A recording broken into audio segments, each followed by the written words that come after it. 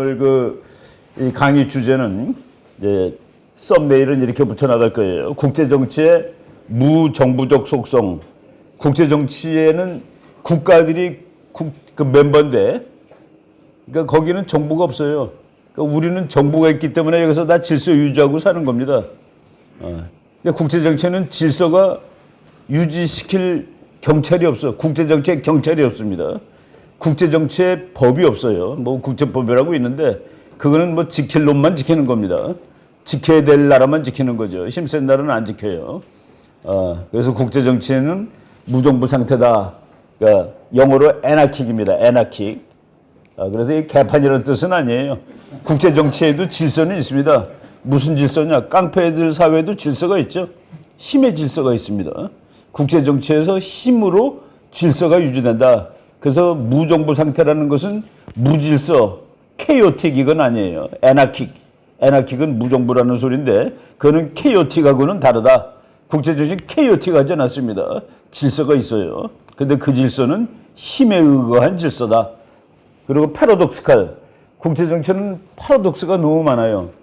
그러니까 우리가 그래서 국제정치 나 정형과 다녀요라는 가짜 대학생들이 옛날에 많았는데 그게 진짜 따지고 보면은 그 국제정치는 우리가 그냥 신문에서 보는 거 가지고 생각해서는 안 된다 이거예요. 거꾸로 생각해야 맞는 게 너무 많기 때문에 역설적이다. 그래서 오늘은 그 국제정치의 역설적 성격하고 무정부적 속성에 대해서 말씀을 드리겠습니다. 그래서 이제 5교시인데 이제 지난번에 시사를 한 주 빼먹었다 보니까 시사가 좀 많은데 먼저 시사부터 말씀을 드리겠습니다. 우리나라 사람들이 중국하고 뭐 협력 동반자 어쩌고 저쩌고 얘기하는데 시진핑이 8월 19일 날 만주를 방문했습니다. 만주는 중국에서 동북이라고 그래요. 동북쪽이라는 뜻이죠. 거기 가가지고 여러분들 때문에 항미 원조 전쟁에서 우리가 승리할 수 있었습니다. 항미라는 것은 미국에 대항하고 조선을 돕는, 조선을 후원하는 전쟁에서, 그러니까 항미 원조 전쟁이 중국말로 6.25입니다. 한국 전쟁인데 여러분들 덕택에, 그러니까 만주가 갖고 오니까 만주 사람이 많이 왔겠죠. 그러니까 자기네가 6.25 전쟁을 이겼다고 치는 겁니다. 그리고 여러분들 덕택에 이겼습니다. 그 전쟁은 정의로운 전쟁이었습니다. 라고 말하는 사람이 지도하는 나라가 우리의 전략적 협력 동반자라고 이명박도 얘기하고 박근혜도 얘기하고 문재인은 가서 꿇었고, 이번 정부가 간만에 그런 얘기 안 하는, 정말 한 거의 20-30년 만에 처음으로 그런 얘기 안 하는 정부다라는 생각이 들었습니다. 그래서 우리가 중국이라는 나라에 대해서 좀 다시 봐야 되는 계기가 있었는데 최근에 내가 이제 오늘 이거는 그 방송으로도 했습니다. 중국이 우리 장관 만나가지고 응당 5가지를 요구해서 응당은 당연히 해야 될 거. 그 중국이 5개 응당을 한국에다 제시를 했습니다. 한국, 너 까부지 말고 이 5개 당연히 해야 할 일을 해. 그 나중에 밝혀진 건데 5개 응당에 대해서 아산정책연구원, 여기는 정몽준 씨가 여기 회장이에요. 이사장입니다. 여기 가까워요. 근데 이제 민간연구단체인데 거기서 아주 간만에 그 괜찮은 보고서가 나왔습니다. 5개 응당에, 거기 문장에 이거 뭐 컴퓨터 들어가가지고 구글 들어가서 아산 이슈 브리프 치면 딱 나옵니다. 그거가. 여기 이제 여기 나오는 문장이에요. 이렇게 저자가 따로 돼 있지 않고 그냥 연구소 이름으로 냈습니다. 6.25 전쟁에 중국이 유엔군에 대항하여 참전하지 않았다라면 바로 지금 시진핑이 한 말을 그대로 받아치는 말입니다. 중공이 안 왔더라면은 유엔이 승인하고 지원한 대한민국은 이미 자주독립 통일국가가 되었을 것인데 1950년에 우리가 통일국가가 되었을 겁니다. 근데 통일국가가 됐다고 그래서 지금 대한민국이 지금 우리만보다 훨씬 더 잘 산다는 보장은 없어요. 한국이 이제 우리 토인비의 이론을 따른다면은 도전이 센 나라, 도전이 심각한 나라에서 문명이 꽃을 피우고 발전합니다. 우리가 응전을 한 거라 그 심각한 도전에 이 험악한 상황에 하다 보니까 대한민국이 다른 나라보다 빨리 발전할 수 있는 그게 있었죠. 통일돼 가지고 좀 그냥 소프트한 상황에서 살았다면은 이렇게 빨리 고속 성장을 했을지는 모를 일입니다. 이미 자주 독립국가가 되었을 것인데 중국이 전혀 책임감을 느끼지 못하고 오늘의 우리에게 자주를 요구하는 것은 후한무치한 일이다. 이거 아주 세게 잘 썼습니다. 중국은 후한무치한 놈이야라고 쓴 거죠. 한국과 중국의 국가이익이 전면적으로 배치하고 상치하고 있음을 보여주는 언급이다라고 이렇게 얘기할 수 있습니다.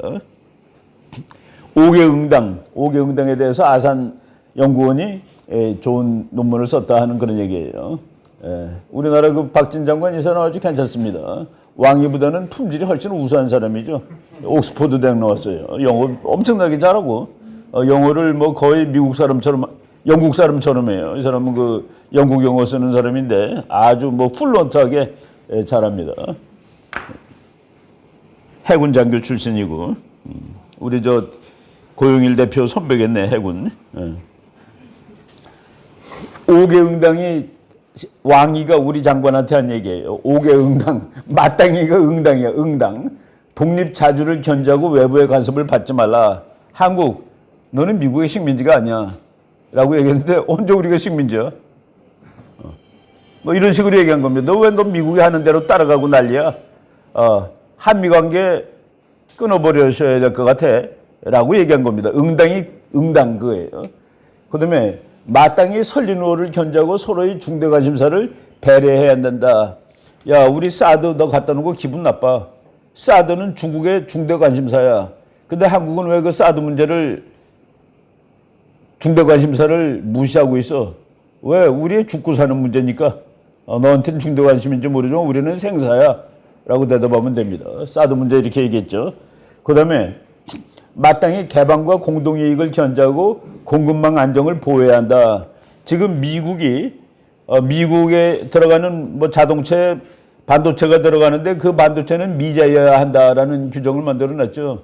그건 다른 말로 하면 중국 너 죽이고 싶어 그런 소리입니다. 근데 이제 거기에 한국도 일단은 안 빼주는 거예요.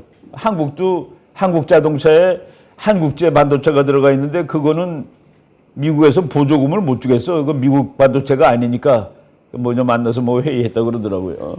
그런데 거기에 왜 끼니? 라는 그 얘기입니다. 마땅히 평등과 존중을 견제하고 내정에 간섭하지 말라. 중국 내정에 간섭하지 말라. 대만 문제 가지고 너가 왜 왈가왈부해? 너 왜 미국 만날 때마다 대만 문제가 중요하다라는 소리는 왜 하고 앉아 있는 거야? 그건 우리 내부 문제인데. 라는 얘기를 이렇게 한 겁니다. 그 다음에 마땅히 다자주의를 견제하고 유엔 헌정의 취지와 원칙을 유엔 같은 소리 하고 있어요. 미국은 패권주의인데 너희가 미국 패권주의에 끼어 있다. 유엔의 다자주의에 가라. 이게 5개 한국이 마땅히 해야 할 조치 5가지를 우리한테 얘기를 한 거예요. 이게 참 이게 이 나라는 우리나라를 아직도 우습게 보는 거죠. 그래서 그 아산연구원에서 제대로 여기서 이제 두 번째 사드 문제 가지고 중국이 난리를 치는데 그 이유는 사드가 지금 경상북도 상주에 있죠. 거기 사드 기지가 있는데 날라오는 미사일을 맞춰야 되기 때문에 멀리 보는 레이더가 필요합니다. 근데 그 레이더가 어디까지 보냐면 만주까지 봐요. 그러니까 중국은 왜 만주를 보니? 그 레이더가 만주까지 보는 겁니다. 그래서 만주까지 보는 게 뭐가 문제인데 우리가 미국하고 전쟁할 때 우리 미사일들이 날아갈 때 니네가 먼저 보잖아. 그게 새빨간 거짓말입니다. 그건 지도 보면 아세요. 여기가 만주입니다. 우리 표칠한 데가 만주인데 중국의 미국까지 가는 미사일들은 고비 사막, 중국의 그 티베트 이런 데 서쪽에 있습니다. 여기서 미국으로 미사일을 쏘면은 이렇게 날아가는 건 바보입니다. 미쳤어요? 일로 날아가게? 전부 다 지구 북극으로 날아가는 거예요. 지구가 둥글기 때문에 그렇게 하는 게 제일 빨리 갑니다. 우리가 비행기 타고 미국 갈 때 쭉 올라가서 사할린 있는 대로 해가지고 가죠. 알래스카 쪽으로 해서 미국 갑니다. 뉴욕에서 비행기 타면 거의 북극으로 와요, 올 때. 그게 이제 지구본에 보면 그게 직선입니다. 그런데 우리는 이런 지도에 익숙하죠, 이런 지도. 이런 지도에 익숙하다 보니까 중국에서 미국으로 미사일을 쏘면 만주로 날아가는구나라고 알고 있는 거예요. 그런데 이렇게 날아가는 겁니다, 이렇게. 요렇게. 미국 것도 이렇게 가고. 그러니까 위에서 보면 이렇게 되는 거예요. 그러니까 만주를 날아가기 때문에 우리가 미국하고 싸우는데 니네가 전략적으로 방해하고 있는 거야라는 것은 이것만 보더라도 말이 되지 않는다라고 그냥 하는 거죠. 내가 이거 중국 학자한테 직접 물어봤어요. 그때 우리도 다 알아 그러더라고요. 이거 모르면 학자도 아니지. 뉴욕에서 한번 비행기 타고 와보세요. 그리고 비행기 지도 보면서 한번 와보세요. 요새 그 비행기 그 화면에 지금 날아가고 있는 위치가 나옵니다. 지도가 나오고. 이거 참 어이가 없는 거 아니에요? 이달 말 기지 정상화. 8월 31일 날 기지가 정상화된데 아직도 정상화가 안 된 겁니다. 2016년에 갖다 놨는데 2016년에 갖다 놓기로 이제 결정을 했죠. 그리고 이제 문재인 대통령 된 다음에 들어왔는데 아직도 이게 제대로 오퍼레이셔널하게 완성되지 못했다. 그래서 이달 말 기지를 정상화한다라고 얘기를 하니 이게 얼마나 어이가 없는 얘기냐는 그런 얘기입니다. 이제 8월 달부터는 북한 미사일 오면은 이거를 적어도 90%를 맞출 수가 있습니다. 북한 거가 날라오는데 10발 쏘면 9발은 최소한도 맞춰요. 그러니까 참 과학이 발달한 것이죠. 이번 8월 24일이 한중수교 30년입니다. 30년 됐는데 내가 옛날에 그 한중수교하고서 딱 일주일 만에 중국을 방문했었는데 그때는 가는 비행기가 없었어요. 그래가지고 비행기가 없어서 이 전세기로 갔는데 그때 아시아나 전세기로 갔는데 비행기가 중국을 가는데 저쪽 제주도로 내려가더니 상하이까지 내려갔다가 거기서 유턴으로 꺾어가지고 올라오더니 천진에 내렸습니다. 이렇게 U자로 가고 천진에 내리고 천진에서 봉고차 타고 북경을 간 적이 있었어요. 수교하고 일주일 됐을 때 이제 우리 중국에 뭐 세미나하러 갔었는데 그때만 해도 중국이 대단히 착한 나라였습니다. 아주 선량해 보였습니다, 사람들이. 근데 지금은 30년 지난 다음에 완전히 악대군이가 다 됐는데 우리나라 사람들이 80%가 중국을 싫어해요. 그 이제 중국 대사가 이건 일시적인 것이야 라고 했는데 이거는 구조적인 겁니다. 이제 이것은 앞으로 개선될 가능성이 거의 없어요. 모르던 것을 이제 알게 된 거지. 근데 그 알게 된 것은 진실입니다. 진실을 드디어 알게 되었다. 한국 사람 아주 싫어하는데 2002년만 하더라도 중국이 좋다가 66, 중국이 나쁘다가 31. 근데 우리는 무지무지하게 외톨이였습니다. 항상 이쪽이었으니까. 고영일 변호사 항상 이쪽이었죠. 그러다가 이제 싫다가 80으로 올라서 이제 우리는 다수에 속합니다. 우리는 다수파예요. 그리고 이것이 맞는 겁니다. 중국을 우리가 좋아할 수가 없어요. 왜? 우리의 적국이니까. 우리를 위협하는 나라니까. 우리의 국가 대전략은 뭡니까? 우리가 정말 간절히 원하는 거는 어서 빨리 통일하여 우리도 힘이 센 나라가 돼서 옆에 있는 강대국의 휘둘림에 휘둘리지 않고 참 평화롭게 사는 일. 그게 우리의 꿈인데 중국이 그 꿈에 정면 반대되는 꿈을 가지고 있습니다. 옆에 있는 조선이 커져가지고 우리를 위협하는 세력이 되는 것은 절대로 안 돼.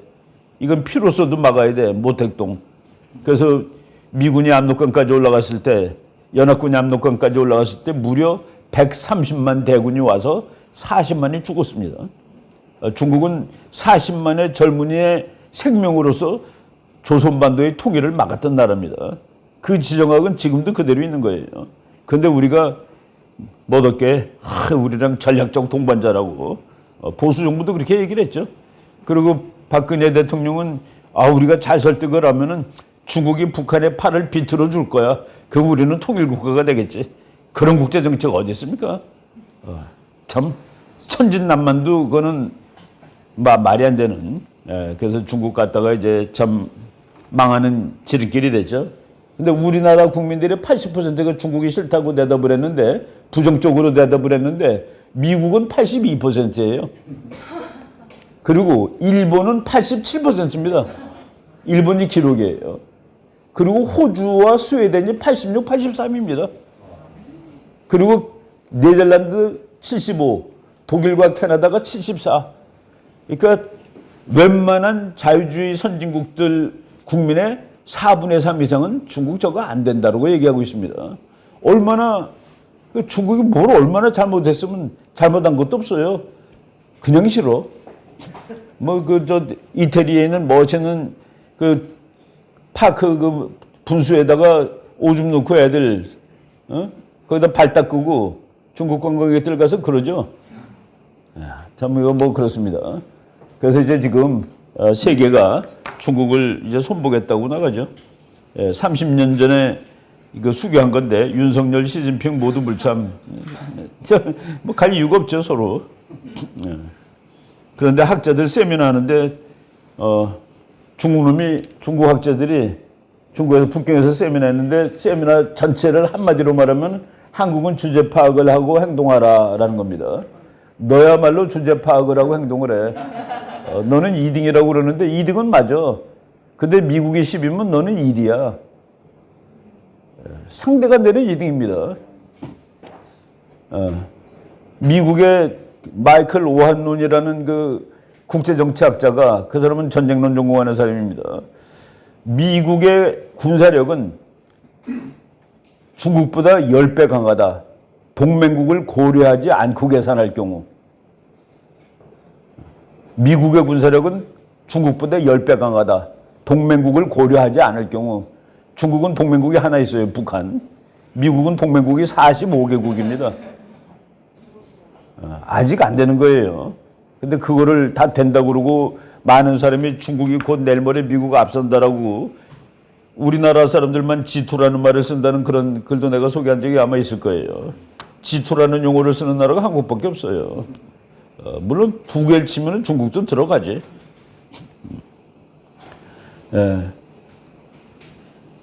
뭐 남중국 해와 대만 문제와 관련해 한국은 미국, 일본을 따라 반중 스탠스를 취해서는 안 된다. 뭐 이런 학자들이 뭐 중국의 그 중국은 다 어용이죠.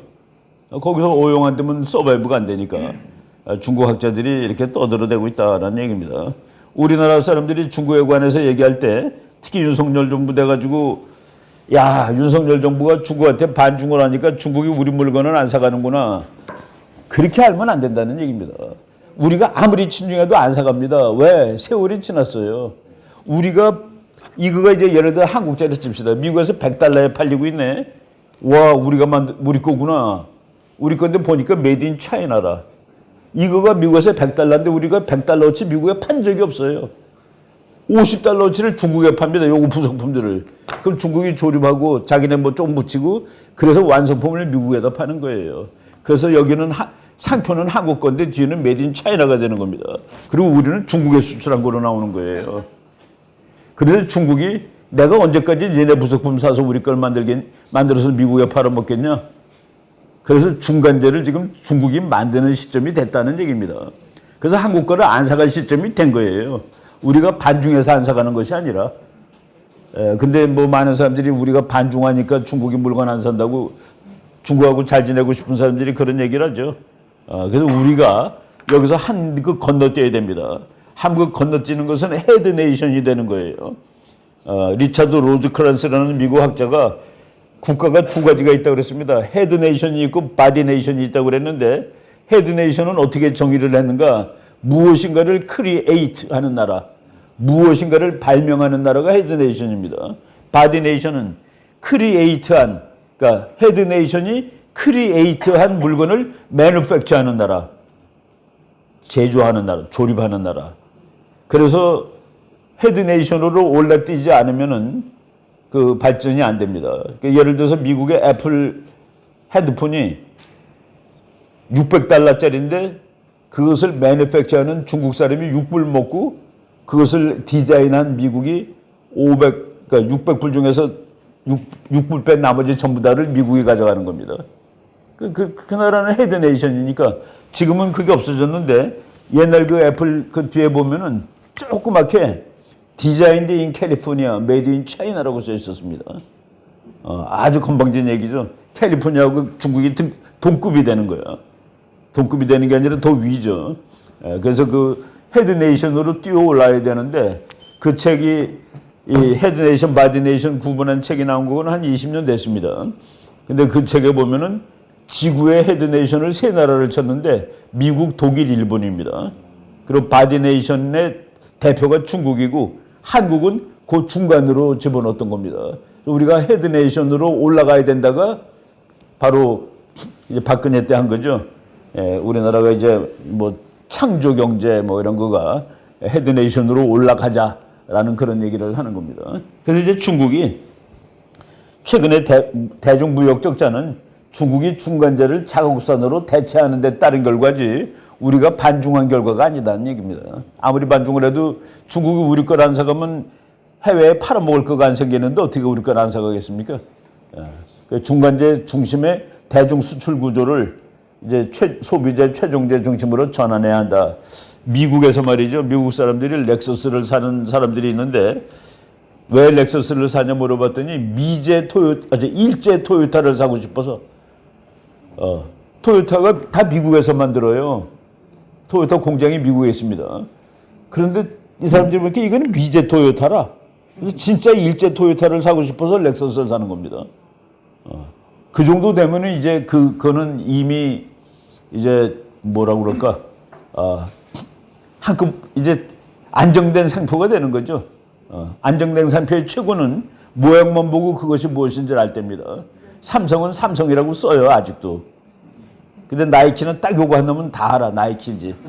스타벅스는 스타벅스 커피라고 이제 써 있었는데 그 글자를 떼어버렸습니다. 떼어버리고 그 인어 그것만 가지고 다 알아. 그래서 모든 그 대기업의 꿈은 글자를 떼었는데 보고서 먼저 아는 거. 그거 되면은 이제 우리도 이제 그거 없이 그 기아도 KIA라고 쓰죠. 근데 그거 없이도 렉서스는 그냥 L자 가지고 나온단 말이에요. 토요타도 그 토요타라는 글자 아무것도 없어요. 뭐 이제 현대도 뭐 H 이렇게 했지만은 하여간 그 지금 우리가 그 소비재 최종재 야 그거 메드 인 코리아 거를 사야지 돼. 미제 소나타는 별로야. 한국에서 만든 소나타를 사야 돼. 라는 그 인식이 생기는 날 그 우리 그 소나타는 세계 어디 가도 안 꼴리는 겁니다. 지금 뭐 다 미국, 중국을 떠나죠. 우리나라 롯데 떠나고 아모레 퍼시픽 떠나고 삼성 떠나고 뭐 삼성은 다 떠나고 현대차도 떠나고 SK그룹 떠나고 LG전자가 제일 마지막에 떠나는 것 같아요.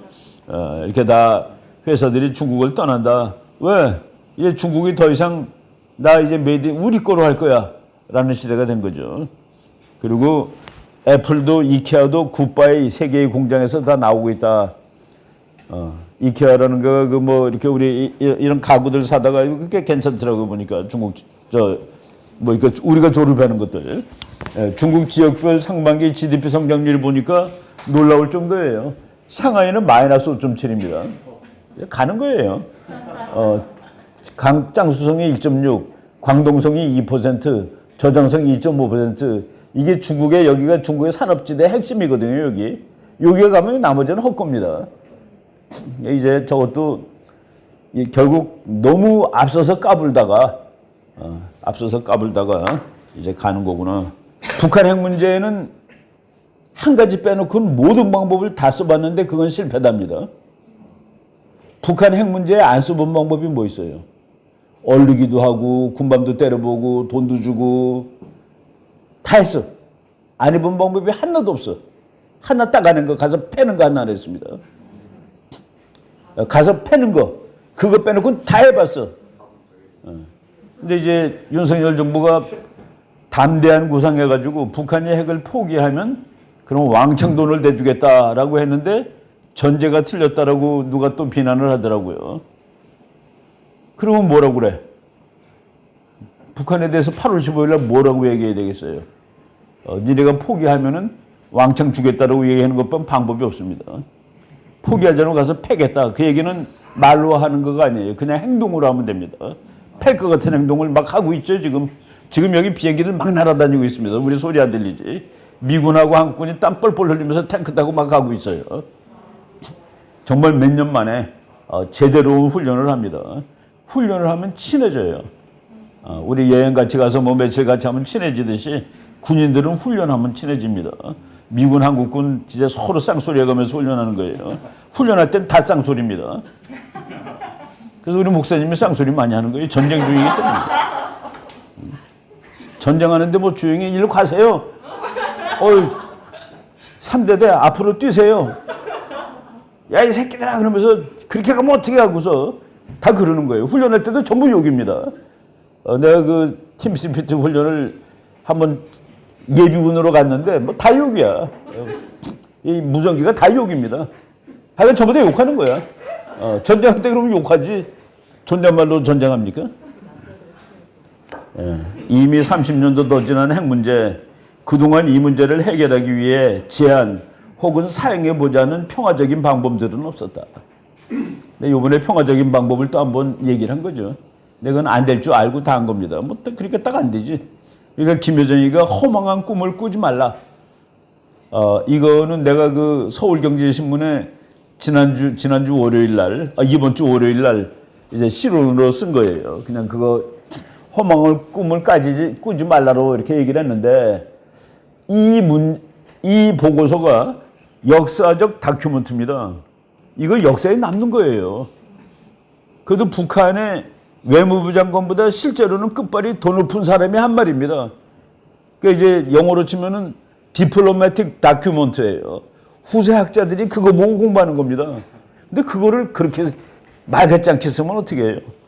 그 디플로매틱 다큐멘터임에도 불구하고 수준과 내용은 조잡하게 이를 데 없다. 김여정의 담화는 항상 그랬지만 이번에도 마치 말투와 내용이 분노에 찬 고등학교 여학생이 쓴 것 같았다. 나는 저게 나란가라는 생각이 듭니다. 문장 저렇게 쓸 수가 없는 거죠. 우리 뭐 대통령 연설문 써본 기억이 있는데 있는 힘 다해서 점잖게 쓰는 겁니다. 있는 힘 다해서 애매모호하게 쓰는 겁니다. 상대방이 이렇게 해석할까 저렇게 해석할까 머리를 뭐 그냥 하루 종일 굴리게 쓰는 거가 그거예요. 근데 얘는 뭐 읽기는 아주 편한데 말이 웃겨. 이렇게 썼어. 윤석열의 담대한 구상이라는 이거는 이제 직접 쓴 겁니다. 검푸른 태양을 말리워 뽕밭을 만들어 보겠다는 것만큼이나 실현과 동떨어진 어리석음의 극시다. 야, 이게 참 형용사가 많아요. 세상에는 흥정할 것이 따로 있는 법. 우리의 국채인 핵을 견제협력과 같은 물건짝과 바꾸어 보겠다는 발상이 윤석열의 푸르청청한 꿈이고 희망이고 구상이라고 생각하니 정말 천진스럽고 아직은 어리기는 어리구나 하는 것을 느꼈다. 야, 참 아주 재밌어요. 이 여자가 써준 것 같아. 이게 말 이런 그 이게 말이 이거가 뭡니까, 그죠? 예. 국채라고 얘기했는데 국채. 야, 이거는 죽어도 포기할 수 없다는 뜻인데 국채라는 정치학 용어는 국가의 체면이라는 뜻 1, 2 국가의 정부 구조를 얘기하는 겁니다. 그래서 국채에는 왕정이냐 공화정이냐가 들어가요. 왕정, 공화정. 대한민국은 민주공화국이다 했을 때 민주는 국가의 정체, 그러니까 폴리티컬 시스템입니다. 그리고 국가의 국채, 이거는 뭐 가버먼털 시스템이죠. 그래서 민주공화국, 민주는 정체, 공화국은 국채예요. 우리나라는 입헌 군주국이다 그러면은 그 군주국이 이제 국채입니다. 근데 북한이 여기서 국채는 뭐 그게 아니니까 국가의 체면이 핵인데 그걸 어떻게 내려놓니라고 얘기했는데 이제 정치학 용어로는 나라의 체면 또는 주권이 누구에게 있느냐에 따라서 구별하는 그런 언어다라고 말씀을 드리겠습니다. 생존, 북한이 살기를 원해요. 이 세상 어느 나라도 살기를 원합니다. 그런데 어느 나라든지 살기를 원하는데 그 나라를 살게 했어. 그러면 그 정부도 삽니다. 정부에 사는 길, 나라가 사는 길은 항상 같이 가는 거예요. 나라를 잘 살게 한 정부도 이제 정권을 오래 유지할 수가 있게 되는 겁니다. 근데 지금 북한이 딜레마가 그거예요. 북한이라는 나라가 사는 방법은 아주 간단합니다. 문 활짝 다 열면 돼요. 금강산도 열고 묘양산도 열고 백두산도 열어보세요. 와글와글 달러들 들어갑니다. 그리고 평양 열어보세요. 관광으로 열어도 좋고 개성 같은 거 한 5개 만들어 보세요. 그 북한 사람들 다 먹고 살지. 그날이 왔을 때 김정은도 살아있을 확률이 높으냐? 라고 물어봤을 때 그 확률은 거의 0이다 이겁니다. 국민들이 이게 아직까지 우리를 속여 먹고 산 놈 아니야? 둘이만 이렇게 호호시간 놈 아니야? 예, 국민들이 가만히 있지 않습니다. 트럼프 대통령이 뭐라고까지 얘기한 줄 아세요? 김정은 만났을 때 네 정권을 살려주겠다고 그랬습니다. 그리고 문을 열라. 그런데 문을 열어서 북한 국민이 다 보게 되면은 북한 국민이 그 정권을 놔두질 않습니다. 근데 미국이 약속을 지키려면은 북한의 주민들이 덤비면 미군이 그걸 진압해 줘야 되는데 미국이 그걸 진압하겠어요. 그러니까 김정은이가 그걸 못 받아들인 겁니다. 김정은 정권을 살려주겠다는 말을 직접 합니다. 트럼프가. 네가 계속 대통령 하게 해줄게. 우리 해병대가 가서 지켜줄 거랑 똑같은 소리예요. 너희 안전은 미국 해병대가 지켜줄게. 근데 그걸 받아들일 수가 없어요. 지 아버지가 말이죠. 미국의 연락사무소를 평양에다가 둘 거냐 말 거냐 가지고 고민을 했습니다. 미국의 연락사무소가 평양에 들어가면은 그 미국이 아마 중국 대사관보다 더 크게 질 겁니다. 주석궁 옆에다가. 그러면 그 연락사무소는 김정은의 숨소리까지 녹음할 겁니다. 그게 들어왔을 때 북한이라는 시스템이 존재할 수가 없어요. 그래서 고민하다가 결국 그것도 안 한 겁니다. 북한은 김정은, 김여정 일파가 살아남기 위해서는 문을 꼭꼭 닫아 잠그고 핵폭탄을 만드는 수밖에 없는 거예요. 나라가 살려면 문을 열어야 되고 정권이 살려면 문을 닫아야 된다. 이 두 가지 이 딜레마 해결이 안 되는 겁니다. 내가 이제 그 신문의 맨 마지막 결론으로 이렇게 썼은 겁니다. 오빠와 내가 살자니 국민들이 죽겠고 국민을 살게 하자니 오빠와 내가 죽겠구나라는 푸념을 언제 그만 들을 수 있을 것인가. 제가 서울경제신문에 뭐 5주 만에 하나씩 쓰는데 바로 지난 8월 바로 앞에 월요일 날 썼던 글입니다. 예, 참 북한의 고민이죠. 이게 다 북한의 고민이야. 우리 이 사진 뭐 여러 번 봤지만은 지금 대한민국 남자 20살짜리하고 미국 남자 20살짜리 키가 같습니다. 평균 키가. 그래서 그 옛날에 말이죠. 여러분들 여기 어른들은 좀 생각나실 텐데 우리나라 선수들이 외국 가서 지는 걸 보고서 뭐 고추장 먹은 놈들이 어떻게 고기 먹은 놈들한테 이기겠나라고 다 푸념을 했습니다. 우리 권투 선수 가서 얻어 터지면은 근데 지난번 월드컵에 후반전에 프랑스랑 하는데 우리가 유리하대. 왜 유리하냐면 우리 선수가 체력이 좋기 때문에. 그 대한민국의 남자애들이 프랑스 남자보다 체력이 더 좋다라는 세월이 온 겁니다. 그 세월이 온 거예요. 근데 우리는 그런 세월이 오리라고 생각을 못했죠. 우리 어렸을 때는. 근데 북한은 우리 어렸을 때보다도 훨씬 더 참혹한 거예요. 이게 뭡니까 애들이. 이런 애들이 크면 군대 가면 요만해지는 거죠. 지금 북한은 138입니다. 군대 가는 키가. 그거보다 작으면 안 가. 면접 받고 지금 136이면 137이면 안 가. 그게 사람입니까 그게. 바로 이런 일들이 있고. 미국 CIA가 매년 자료집을 발간하는데 이것이 맞든 틀리든 저것이다라고 우리가 보는 그런 권위 있는 자료입니다. 저기에 나온 거가 국력의 기본인데 세계 모든 나라 220몇 나라의 그 데이터가 다 나와요. 내가 이제 금년 거를 또 며칠 전에 구입을 해가지고 또 이제 항상 구입하면 북한하고 나만 비교해 보는데 몇 가지 봅시다. 인구는 우리가 꼭 2배더라고요 보니까. 2021년 7월 1일 기준으로 한국 인구는 5,100만, 5,170만, 북한은 2,583만, 딱 2배예요. 그 GDP는 우리가 1조 6천억, 북한이 400억. 그래서 우리가 북한에 한 2.4%니까 한국에 그러니까 40분의 1 정도 되는 거죠. 이게 뭐 나라야? 우리의 40분의 1밖에 안 돼 돈이. 전력 생산. 북한이 모든 전력을 갖고 있었기 때문에 소련군이 남한으로 전력 보내지 마. 그래서 우리 전부 그냥 불 꺼지고 난리가 났었습니다. 그래서 미군의 배가 와가지고 전기를 켜주고 그랬어요. 모든 발전소가 다 북한에 있었거든. 그런데 지금 보니까 한국은 5,260억 킬로와트아워, 북한은 160억. 그래서 우리나라의 3.15%, 북한 도시의 64%는 집에 전기 없습니다. 북한 시골의 89%는 촛불 켜고 살아요. 보세요. 전기 보급률이 도시 36%, 시골 11%. 우리 전기 가면은 2시간도 못 버티죠. 기절할 것 같더라고. 전기 2시간 가면은, 그죠? 우린 뭐, 이게 지금 삶이 말이 안 되는 거예요. 군사비, 우리는 GDP의 2.7%, 요거는 2019년 거로 나와 있더라고요, 이 책에. 북한은 20 내지 30%, 그래서 북한은 약 100억 달러가 군사비, 우리는 440억 달러. 군사비도 우리가 4배가 더 넘어요. 그리고 그동안 누적된 것 치면은 상대가 안 되죠. 군복무기간 우리나라는 육군 해병은 21개월, 북한은 10년. 참, 그러니까 17살 때 가고 27살 때 나오고 그러고 대학을 가니까 28살짜리가 대학교 1학년이에요. 우리나라 애들이 뭣도 모르고 북한 대학생하고 뭐 회담하자.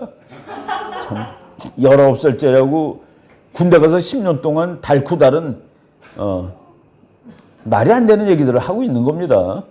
우리 젊은 친구들이 교수님, 한미동맹만 디리다 강조하시는데 우리나라는 우리 힘으로 지키는 게 좋지 않습니까? 좋지. 근데 네가 까먹고 모르고 있는 게 하나 있어. 우리 힘으로 지키려면 너도 군대 가서 10년 있어야 돼.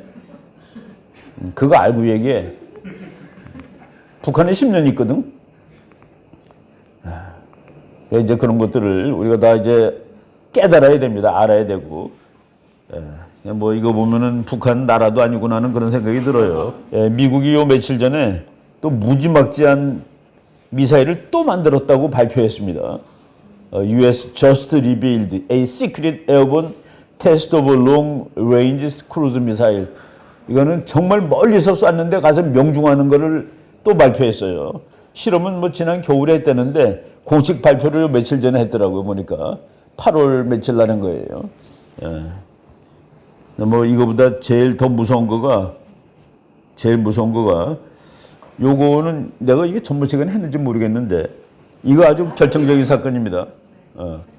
8월 6일 날 미국이 벙커버스터 탄을 뭐 원래 다 있는 거예요. 근데 비행기에다 다는 훈련을 하면서 월간 조선 TV 보고 와서 이거 찍으라고 그런 거예요.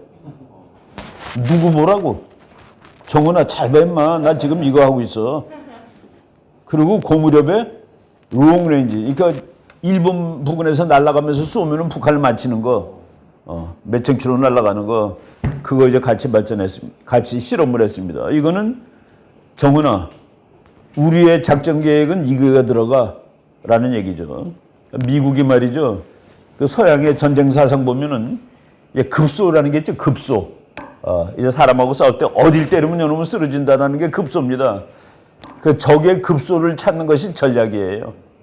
적의 급소를 찾아가지고 급소를 때려갖고 한 방에 가게 하는 게 최고의 전략입니다. 그런데 이제까지 걸프 전쟁 할 때까지 그때까지 그냥 서양 사람들이 말하는 급소가 적의 군사력입니다.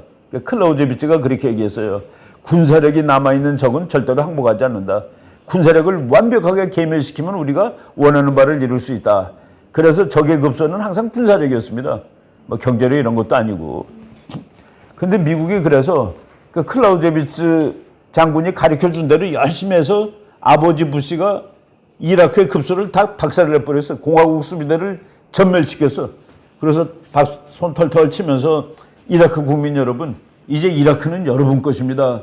라고 했는데 후세인이 군사력도 다 날아간 놈이 아직도 기세등등하게 사람들을 잡아다 죽이고 고문하더라. 그래서 미국이 번민했습니다. 이게 뭐야? 우리가 급소를 분명히 제거를 했는데 저놈이 아직도 성성 난리네. 그래서 아들 부시 때 미국의 대전략은 독재 국가의 급소는 독재자 힘셀프라고 바뀌는 겁니다. 그리고 무기가 그런 게 나왔어. 옛날에는 독재자 가슴팍을 때릴 수 있는 무기가 없었습니다. 근데 지금은 독재자의 가슴을 맞출 수 있는 미사일이 있는 거라 1600km를 날아가갖고 35cm 원 안에 들어가는 거예요. 35cm? 나도 35cm 되겠다. 내가 홀쭉한 편인데. 정은이는 한 70cm 돼. 타겟이 너무 커. 그래서 미국의 지금, 그래서 그 다음에 아들 부시가 이라크 전쟁할 때는 후세만 따라다닌 거죠. 폭탄이. 결국 잡아 죽였습니다. 북한한테 이 전략은 유용해라고 얘기하는 겁니다. 마이크 폼페오라고 지금은 이제 뭐 트럼프 대통령의 국가정보원장, CIA 국장 했다가 외무장관을 했던 마이크 폼페오가 북한을 한번 갔었어요. 회담하기 전에 김정은이랑 둘이 딱 만났는데 김정은이가 딱 당신네들이 나를 죽이겠다는 정보가 있어요. 그랬더니 마이크 폼페오가 웃으면서 미국은 적국의 지도자를 죽이는 것을 국가 정책으로 삼지는 않습니다. 다만 뭐 이런 놈 FBI, CIA 등등등등 이런 놈들이 당신을 죽이려고 노력하고 있는데 그것까지 다 막을 수는 없죠. 라고 얘기했습니다. 그렇게 썰렁한 겁니다. 국제정치가. 뭐 어떡합니까? 약하면 그냥 울어야지. 벙커버스터 장착 훈련을 공개하였다. 이거는 미국이 북한한테 아주 심각하게 얘기한 거예요. 그래서 김여정이가 심각하게 분노한 겁니다. 근데 8월 15일 날 니네 핵 내려놓으면 우리가 돈 많이 줄게. 그래서 이제 앙칼지게 화를 낸 거죠. 다 미국 사람들 여기 다 아주 빠삭하게 알아요. 미국 대사관에서 매일 기도 드리는 것도 다 알아. 그게 영어로 매스 프레이어 미팅입니다. 영어로는. 내가 뭐 대사관에 무슨 서류 하나 띄러 갈 일이 있었는데 내가 형사범으로 지금 취조받고 인베스티게이트 조사 받고 있는 중이다라고 영어로 나온 거 있으니까 이게 뭐야 그러길래 내가 그 코로나 바이러스 감염법 위반으로 고발을 당했는데 내가 여기 작년 2월 20 며칠인가 그날이 일요일입니다. 그날 그 모임에 갔었다 했더니 너 그 매스 프레이어 미팅에 참가한 거구나 라고 매스 대규모 기도 모임 대규모 기도 모임에 네가 거기 갔다가 감염법 위반으로 고발당했구나라고 미국 되게 높은 사람이 이렇게 얘기를 하더라고요. 근데 내가 아무것도 안 가르쳐줬는데 닥터 리라고 그러더라고. 놀랐어요. 한참 자기 말하다가 얼떨결에 닥터 리라고 그러더라고.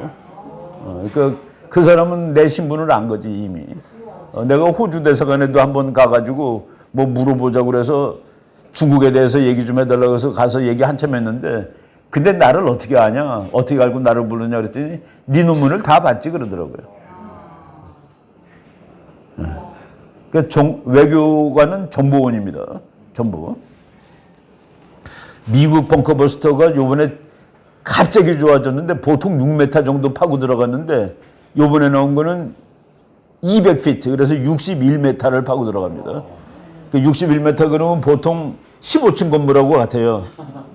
그러니까 김정은의 지하 벙커가 지하 15층은 안 될 거야. 60m를 파고 들어가서 터진다? 저는 그 상상이 갑니까? 난 그 이해가 어떻게 땅에서 터지지 않고 뚫고 들어가서 터지는 거. 뭐 그런 동영상 나오죠. 이거 이해입니다. 이렇게 터지는 거가. 근데 김정은이가 자기 사는 거가 그 독재자일수록 말이죠. 자기 삶에 아주 연연하는 놈들이에요. 자기 삶에 연연하는 가장 끝내주는 자료가 이 허커비 샌더스라는 이 사람이 트럼프 대통령 때 백악관 대변인입니다. 이제 이번 가을에 아칸소 주지사 이제 출마 자격을 획득했어요. 이제 나가는데 이 트럼프가 사탕을 건네자 독살 우려한 김정은은 주저주저했다라고 이 사람이 자기 회고록을 쓴 겁니다. 거기에 그 말이 직접 나와요. 그래서 트럼프가 이거 하나 드세요 하고 줬는데 그것조차 이게 이 새끼가 나를 먹고서 죽게 만드는 거 아니야. 그래서 주저주저했다. 트럼프가 까먹으니까 지도 까먹었다 그러더라고요. 그래서 이런 회고록 읽으면 이 사람은 직접 트럼프 옆에서 2년 동안 따라다니면서 하노이 회담, 싱가포르 회담을 했던 사람이에요. 그러니까 잘 알죠. 이 사람이 그 허커비 주지사의 딸인데 이 사람이 허커비입니다. 마이크 허커비라는 사람인데 이 사람은 대통령도 나왔어요. 대통령 나왔다가 경선에서 포기하면서 내 표는 다 트럼프를 찍으라라고 했던 사람입니다. 지금 뭐 미국의 이제 수염을 덥수룩하게 일고 유튜브 하는데 아주 좋은 정보를 줍니다. 이 사람이 목사님이에요. 많은 목사님들은 미국 대선에 출마하라, 미국 국회에 출마하라라고 권유합니다. 이 사람이 아주 참 좋은 책인데 The Three C's That Made America Great. 미국을 위대하게 만든 세 가지 C. 세 가지 C가 Christianity, 기독교, Capitalism, 자본주의, Constitution, 헌법. 그러니까 C자로 다 시작되죠. Christianity, 하나님. 그리고 이제 Capitalism, 자본주의. 그리고 뒤에 Constitution. 이 세 개는 미국을 위대하게 했다.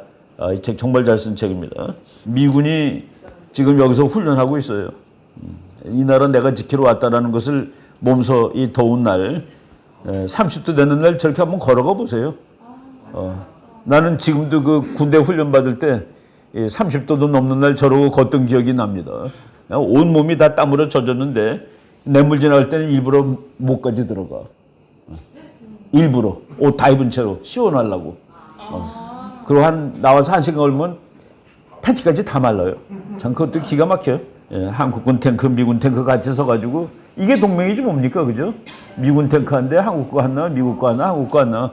일부러 이렇게 쓴 겁니다. 그래갖고 같이 같은 방향을 향해서 총을 쏘는 게 동맹이에요. 이거를 지금 그래서 간만에 그래서 난 이 그림 보고 기분이 좋습니다. 요거는 이제 오늘 아침에 내가 이거 뭐 보다가 우리나라에 왜 이렇게 유난히 사회주의자가 많냐. 한국엔 사회주의가 너무 많아요, 생각보다. 그거를 이게 이유가 되겠구나라고 알았어. 올해 1인 가구 중산층 소득이 145만에서 389만 원. 중산층이라는 게 기준이 뭐냐면은 우리나라에서 딱 가운데 버는 사람. 우리나라 1,000만 명이면은 그 중에서 500만 번째 돈 버는 사람.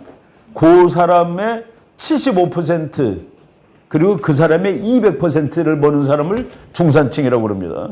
그러니까 우리나라 중산층, 우리나라 가운데가 200만 원이다. 그러면 200만 원에 75니까 뭐 거기 나오죠. 150만 원. 그리고 200이니까 200이 2배는 400. 그래서 150에서 400만 원 버는 사람을 중산층이라고 그러는 거예요. 그게 이제 OECD의 데피니션입니다. 그런 사람을 중산층이라고 하라 돼 있는데 우리나라는 389만 원, 145만 원이 그 기준에 속해요. 그런데 월급 390만 원 버는 사람이 자기가 다 하위층이라고 대답하는데 중산층도 아니야. 그러니까 중산층보다 위인데 근데 자기를 하층이라고 보는다는 거라 대부분이. 그래서 중산층이라고 대답하면서 확 줄어들고 하위층이라는 사람이 많아졌다.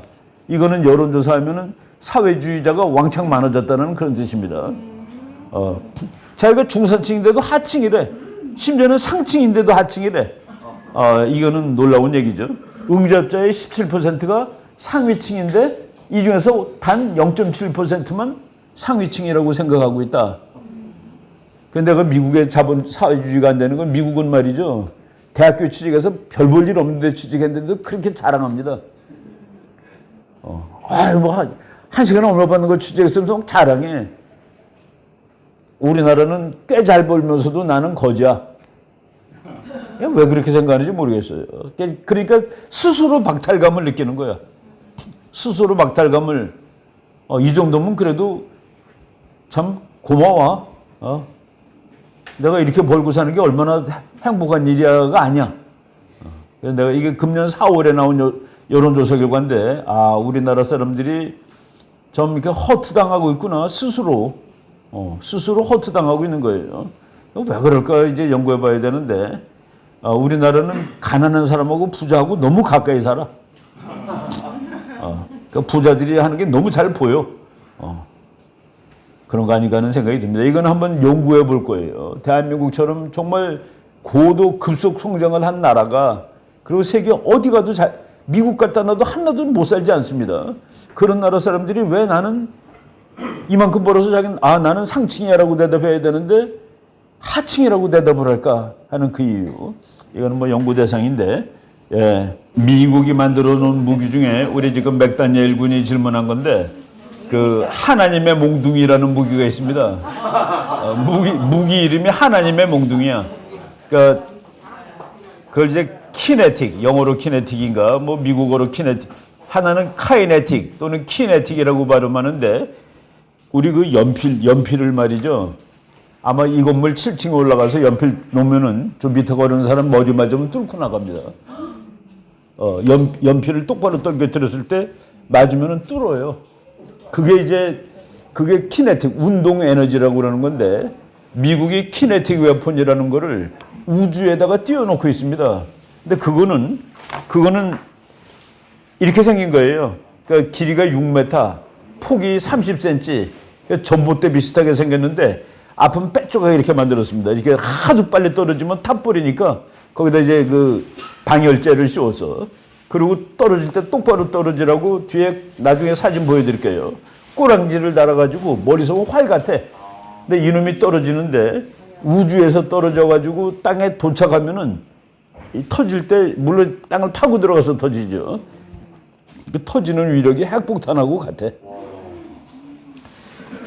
핵폭탄하고 같아요. 그래서 그거는 한 방에 그러니까 대충 얘기하면은 우리 저 울산 가면은 울산 정유공장 그런 거 있죠. 뭐 포항제철 한 방에 다 날아가는 겁니다. 그게 그거 한 방으로 큰 공장 하나 다 날리는 건데 미국 사람들이 그 무기 이름을 Rod of God 하나님의 몽둥이라고 이름을 붙인 거예요. 하나님의 몽둥이. 그거가 우리나라에 이제 미국의 국방장관 트럼프 때 국방장관이 저 북한 놈들을 전쟁 안 하고서도 다 해결할 수 있는데라고 이제 중얼거린 적이 있어요. 그랬더니 기자가 그런 무기가 우리가 있습니까? 라고 그랬더니만은 그건 말할 수 없다라고 그랬더니 기자 한 녀석이 그 하나님의 몽둥이 얘기하시는 겁니까? 라고 그랬더니만은 이제 영어 기사는 그 국방장관이 가드를 풀었다.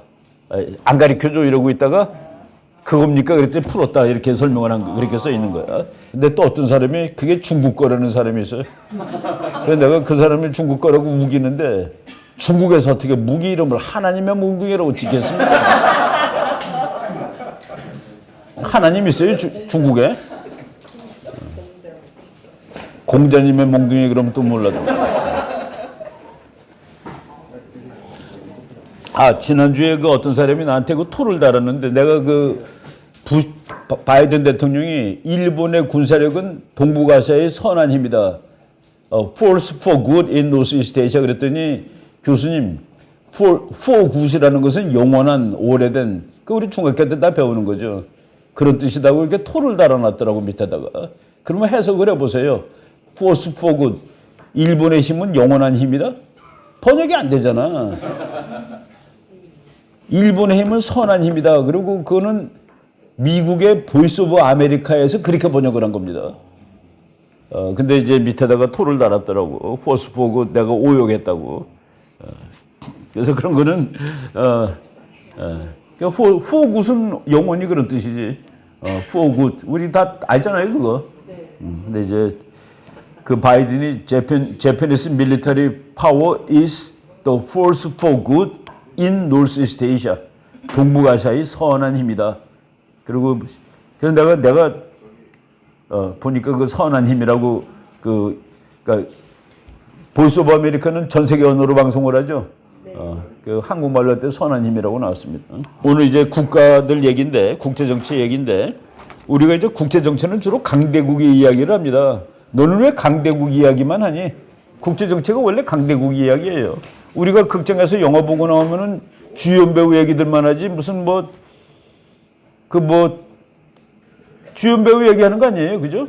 국제 정치도 그렇습니다. 걔네들이 세계를 끌어가니까 그래서 이제 우리가 그래서 그레이트 파워 중심으로 얘기를 하는데 우리도 이제 그레이트 파워로 가야 되는 겁니다. 우리 바로 여기 와 있어요, 한국.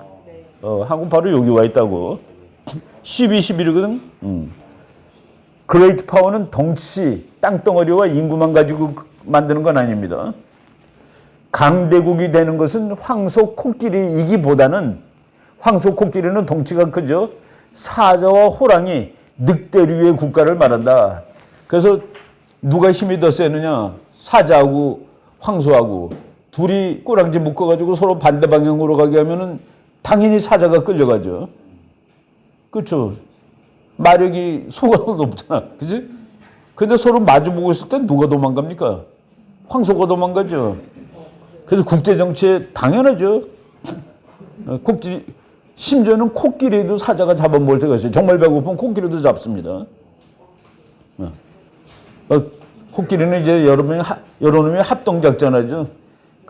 코끼리에 점프해갖고 올라타갖고 물어뜯고 끝까지 물고 있는 거예요. 그리고 저 재수 좋은 놈은 목을 물면 이제 죽는 거지. 그런데 사자, 늑대, 호랑이류의 나라를 강대국이라고 한다. 강대국은 그래서 행동 방식입니다. 행동 방식이에요. 그러니까 파워 그 자체가 아니라 인플루언스. 영향력이라는 개념이 들어가는 겁니다. 근데 지금 오늘날의 강대국은 뭐 미국은 늑대이기도 하고 땅덩어리도 크죠. 중국은 땅덩어리가 큰데 이제 늑대 흉내를 내기 시작했어. 일본은 이걸 뭐라고 봐야 돼? 이건 늑대입니다, 이거는. 사무라이의 나라고. 사무라이가 뭡니까? 칼 쓰는 지식인이라는 소리입니다. 지식인과 칼이 합쳐져 있다. 그게 일본의 그 아주 그 독특한 무서움이에요. 러시아, 뭐 이것도 이제 전통이 있는 나라죠. 영국, 뭐 늙은 호랑이지만 이것도 전통이 있습니다. 독일, 게르만, 뭐 게르만의 속성은 호랑이 늑대죠. 프랑스, 뭐 나폴레옹이 있던 나라입니다. 인도가 지금 이제 엄청 커지고 있는데 인구가 이제 곧 중국을 앞섭니다. 인구가 곧 중국을 앞서요.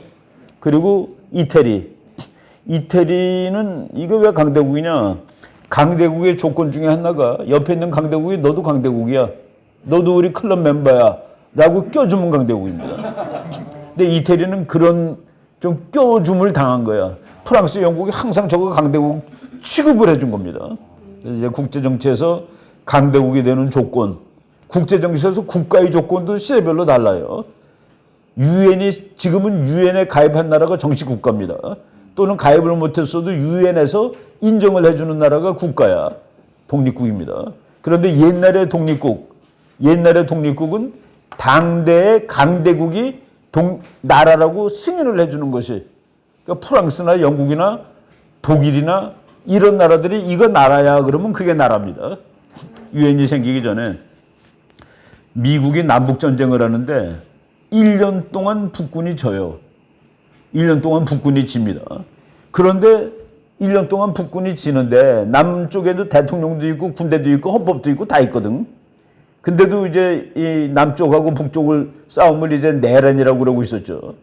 그런데 영국, 프랑스, 독일이 야, 저거 북쪽이 계속 지는데 이번 전투 하나를 더 보고 그 전투에서도 남쪽이 이기면은 남쪽을 국가로 승인하겠다라고 생각을 하고 있었습니다. 그게 엔티에탐 전투인데 엔티에탐 전투에서 북쪽이 간신히 이겼어요. 만약 그 전투에서도 졌으면은 영국, 프랑스가 남쪽을 국가로 승인을 했으면은 그것은 내란이 시빌워가 아니라 다른 남북전쟁이 국제전쟁이 될 뻔했던 겁니다. 왜? 그때는 저게 나라냐 하는 것은 그 당대의 강대국이 독립국이라고 승인함으로써 독립국이 되는 거예요. 바로 이제 그 시대별로 국가의 국가가 규정되는 너는 독립국이야 라는 그 규정이 다르다 하는 얘기인데 강대국의 기준도 다르고 강대국은 다른 말로 하면 싸워서 이기는 나라가 강대국입니다. 누가 더 센데 싸워보면 알아요. 근데 싸워보면 아는데 실험하기가 대단히 힘들지. 이게 총력을 다 동원해서 싸워서 이기는 나라가 강대국이다. 여기에는 뭐 별의별 요인이 다 들어가는데 우리가 이제 국제정치학은 국가의 국력을 측정하는 학문입니다. 국력이 정말 100% 정확하게 측정되는 날, 이건 정말 100%야. 그러면은 우리 이 5군의 나라하고 여기 이양의 나라가 전쟁을 할 때 국제정치학자가 너가 져, 네가 힘이 약해 라고 해주면 전쟁 안 해요. 근데 야, 한번 해볼만 해. 이 분노를 참을 수가 없어. 하면 전쟁하는데 그래도 너는 져 그러면 안 하는 거예요. 그래서 국력 측정이 완벽하게 나오는 날 국제평화가 올 수 있습니다. 근데 그거는 거의 불가능해요. 왜? 인간의 마음이라는 요인이 들어가는데 그걸 어떻게 계산을 해요. 그죠? 그래서 그 계산이 안 되는 겁니다. 미국이 월남에서 깨지잖아요. 이거를 국력으로 설명하는 학자가 있습니다. 의지가 들어가요. 전략 더하기 의지. 그러니까 국력이라는 요인이 있고 뭐 땅덩어리, 군사력, 돈 뭐 다 해서 있어. 곱하기 S 플러스 W 했는데 그것도 나중에 우리가 공식 가르쳐 드리겠습니다. 스트래티지 플러스 윌. 스트래티지는 국가의 지도력, 윌은 국민의 의지. 미국이 월남전 할 때 막판에 가서 S 플러스 W가 0에 가까워졌습니다. 그러니까 곱하기라니까 전체가 0으로 나오는 거야. 그러니까 베트남한테 진다라고 그 미국 CIA 소속 국제정치학 박사가 이렇게 설명하는 적이 있어요. 아주 탁월한 설명입니다. 남한이 북한의 40배, 50배다. 곱하기 전략 더하기 국민의 의지. 그게 0이 가까우면 지는 겁니다, 우리가. 그래서 매일 주사파를 때려잡자 하는 얘기가 그것 때문에 영에 가까워질 수 있을지 몰라가지고. 그리고 지난번 정권이 거의 영으로 내려간 게 아니에요. 북한에 대한 우리의 그 국력이 곱하기 S 플러스 W, 스트레티지 더하기 윌, 그게 0이 됐는데 곱하기라니까 아무리 앞에 많아도 곱하기 0은 0이지. 그런 그 계산 방법을 이제 뭐 머리 탁월한 학자들이 많아요. 그런 것들 다 계산해 놓고 그러니까 그래서 우리가 월남에서 졌구나. 이렇게 힘이 센데 우리가 왜 지냐. 싸우려는 의지와 전략이 없었어. 답이 나오는 거죠. 강대국들이 이제 쭉 지금 우리가 여기서 9개 강대국을 했는데 보면은 다 붙어 있어요. 유럽에 다 붙어 있죠. 유럽 강대국 몇 개 있죠. 너무 가까워. 러시아 강대국이라고 그랬죠. 중국 강대국이 붙어 있죠. 혼자 있는 놈이 이겁니다. 혼자 있는 놈이 미국이에요. 그래서 이제 같이 붙어 있으면 서로 으르렁거리죠. 그래서 힘이 합쳐지지가 않는 거예요.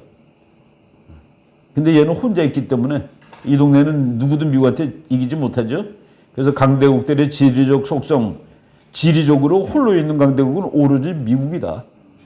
그게 이제 미국이라는 나라의 그 막강함의 기초적 원인입니다. 멀리 떨어져서 혼자 있다. 그리고 위에 아래 이웃들은 전부 허약하다.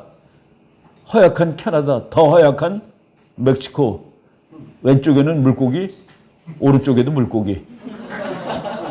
내가 한 말이 아니라 1920년대 프랑스 대사인데 미국에서 한 20년 대사한 그 쥐스랑이라는 사람이 이렇게 재수 좋은 나라도 있다. 위에는 허약한 이웃 캐나다, 아래는 더 허약한 이웃 멕시코, 왼쪽에 물고기, 오른쪽에도 물고기. 비스마르크가 이렇게 얘기했습니다. 비스마르크가 독일 재상인데 독일을 통일하고 독일을 강대국으로 만드는데 그때 이제 미국도 그냥 막힐 때예요.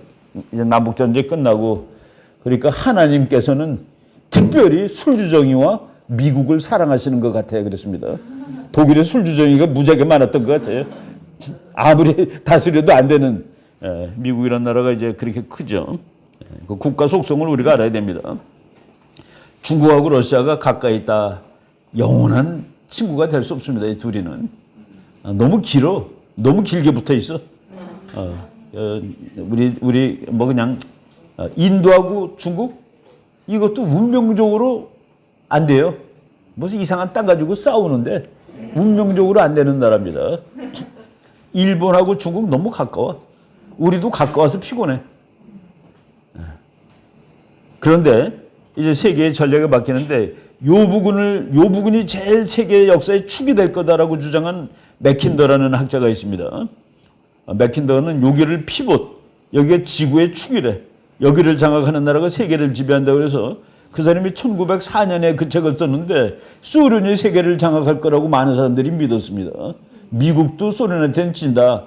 그래서 이게 그러니까 여기가 세계의 축인데 여기를 장악하기 위해서는 동부 유럽을 장악해야 된다. 동부 유럽을 하틀랜드, 심장이라고 이제 얘기를 했습니다. 그래서 심장 지역을 장악하는 자, 그 다음 지도에 다 나오네. 여기가 하틀랜드인데 여기를 장악하는 자 피봇 에어리아를 장악할 수 있고 피봇 에어리아를 장악하는 피봇은 축이라는 뜻입니다. 그러면 여기를 점령하는 자는 세계 도서, 월드 아일랜드 이게 전부 다 아프리카까지 전부 다 하나로 붙어 있는 거죠. 그리고 그 옆은 바다니까 이것도 큰 섬입니다. 세계 섬을 장악할 수 있고 이 세계 섬을 장악하는 자 지구를 다 장악할 수 있다. 이 맥킨더라는 영국 지리학자인데 Who rules East Europe? 동부 유럽을 지배하는 자 Command the Heartland 여기를 통제할 수 있고 하틀랜드를 통제하는 자 월드 아일랜드를 통제할 수 있고 월드 아일랜드는 이겁니다. 그거를 통제하는 자 지구를 통제할 수 있다. 그래서 모든 전쟁은 이스트 유럽을 때리는 겁니다. 독일도 글로 가고 프랑스도 글로 가고 그래서 이스트 유럽에 있던 나라가 폴란드, 체코 뭐 이런 나라들 출신들이 전부 국제정치학자가 되는 거예요. 매일 얻어 터지니까. 그래서 국제정치학이 거기서 발달하죠. 근데 이게 맥킨더의 그 이론이 그렇게 영향력이 큰 겁니다. 그래서 미국 사람들이 여기가 지구의 전쟁터죠. 모든 전쟁은 다 여기서 났습니다. 그게 지금 이제 인류 동쪽으로 이사 온 것이 몇 년 안 돼요. 동쪽으로 이사 온 거는 아시아가 유럽보다 돈이 더 많아진 후입니다. 이게 돈이 더 많네, 아시아가. 인구도 더 많고, 물론. 그래서 이제 지금 아시아 쪽으로. 근데 미국은 양쪽이 다 중요한데, 옛날에는 대서양 쪽으로 중요했는데, 지금은 아시아 쪽으로 중요하죠. 그래서 이게 세계의 전쟁터가 아시아로 옮겨가는 데는 이론이 있습니다. 이 사람은 미국의 스피크맨이라는 또 유명한 학자인데, 이 사람이 쓴 책이 들고 있는 거예요. 1942년판입니다. 나온 지 한 80년 된 책인데, America's Strategy in World Politics. 세계에서 미국의 전략. 2007년에 재판이 또 나옵니다. 이 책이. 그러니까 지금도 읽어야 되는 책이에요. 이 책을 뉴욕타임즈가 서평을 하는데, 이 책은 미국의 100만 가정 이상이 읽어야 된다. 100만 가정 이상이 이 책을 사야 된다. 그리고 미국의 전략을 이끌어간 사람은 앞으로 20년 동안 1년에 한 번씩 이 책을 읽을 것이라고 한 책입니다. 그렇게 그 대단한 책인데, 나는 그 2007년, 1942년판은 이거는 아마 구하면 이거는 몇천 불도 넘을 거야, 한 권에. 몇만 불 달라고 그럴 수도 있어요. 지금 페이퍼백으로 나온 거가 있습니다. 이 사람은 하틀랜드 이론은 틀렸어. 그건 아니야 하고 자기가 자기 나름대로 새 이론을 만들었는데, 하틀랜드는 여기인데, 여기를 점령하는 자가 세계를 점령하는 게 아니라 여기를 점령하는 자가 세계를 점령해. 그래서 요걸 림랜드라고 이름을 붙였습니다. 림이 뭡니까? 우리 여기가 림이야. 컵의 요 부분이 여기가 림입니다. 주변. 그 하틀랜드의 주변을 다 장악한 나라가 세계를 장악해. 그래서 미국의 모든 전략은 림랜드 있는 나라와 동맹을 맺는 것이 미국의 대전략입니다. 그래서 일본, 한국, 미국이 지금 동맹 맺은 나라는 전부 림랜드야. 그러니까 그 월드 아일랜드, 그러니까 아프리카, 아시아 대륙의 변두리 부분에 있는 나라들을 전부 미국이 여기 있는 나라들, 영국, 유럽에 있는 여기 변두리, 유럽 대륙, 지금 미국이 이걸 다 가져갔죠. 그게 바로 스피크맨 이론입니다. 저 사람 이론은 뭐냐면 하틀랜드는 틀렸다. 그러니까 동부 유럽을 점령하는 자 심장 지역을 점령하고, 심장 지역을 점령하는 자 세계 도서를 점령하고, 세계 도서를 점령하는 자 세계를 지배한다라고 했는데, 림랜드를 지배하는 자가 유라시아를 지배하고, 유라시아를 지배하는 자가 세계의 운명을 결정한다. 이게 2차 대전 이후에 미국의 대전략입니다. 그렇죠? 그 미국은 림랜드에 있는 나라, 중국을 뺏긴 게 아주 참 슬픈 일이었는데, 어쨌든 소련을 날려버리는데, 미국의 모든 동맹국은 림랜드에 있는 나라들이다. 일본, 한국, 베트남, 이거 전부 다 림랜드, 독일, 서독까지 다 림랜드예요. 영국. 그래서 저 이론이 지금 더 맞는 거가 됐죠. 지금 현재는. 그래서 이렇게 학자들이 저렇게 그 설명을 하고, 이것이 100% 맞는 건 아니에요. 그럼에도 불구하고 세상사를 저렇게 설명이 된다라는 얘기입니다. 미국이 정말 미국 사람들이 1년에 한 번씩 스피크맨 책을 읽고 있구나 라는 느낌이 들 정도로 2차 대전 이후에 미국 외교 정책이 잘 반영이 되어 있는 책입니다. 미국이란 나라는 이런 지도를 좋아한다고 내가 얘기했죠. 자기네가 중간이야. 그런데 우리나라 지도 우리나라가 중간에 와 있어요.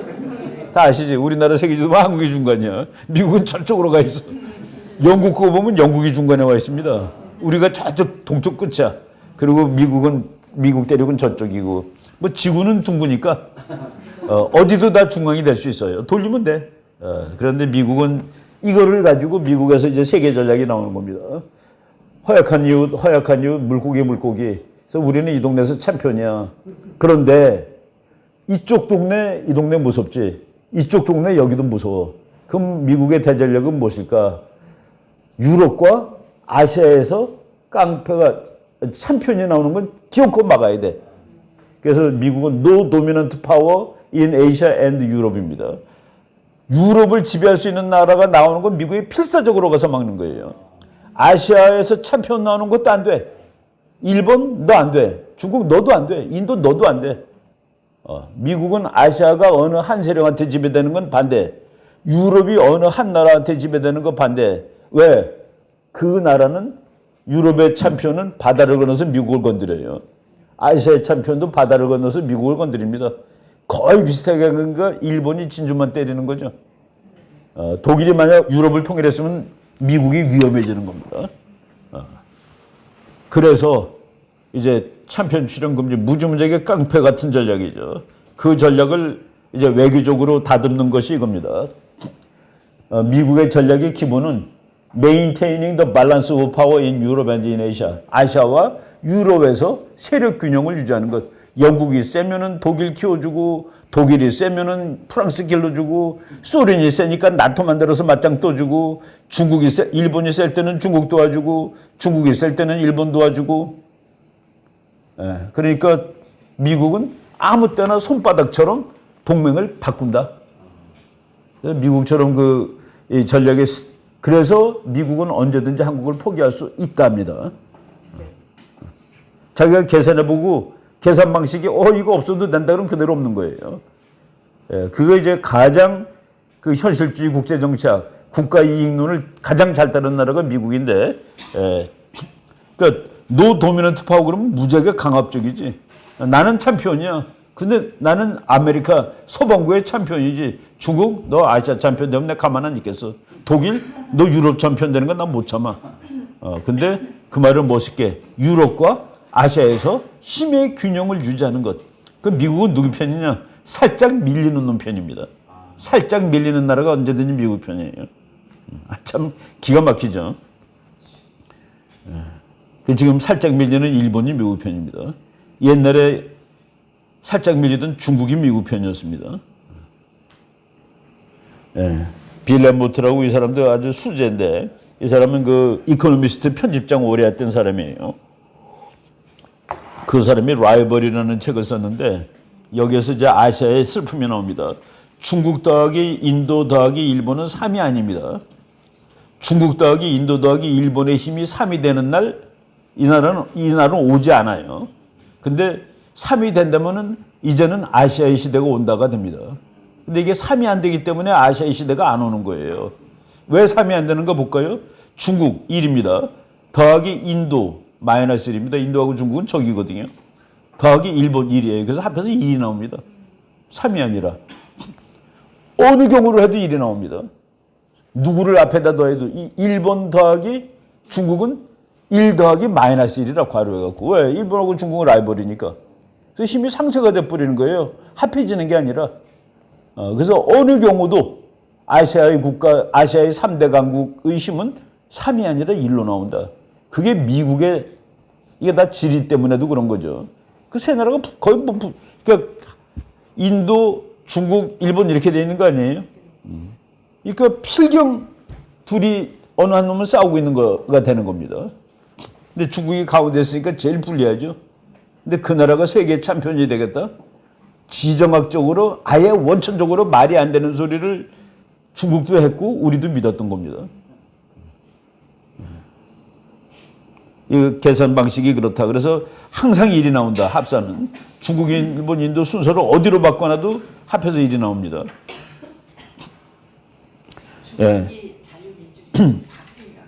그러면 쪼개지죠, 나라가. 강대국 대회에서 탈락하죠.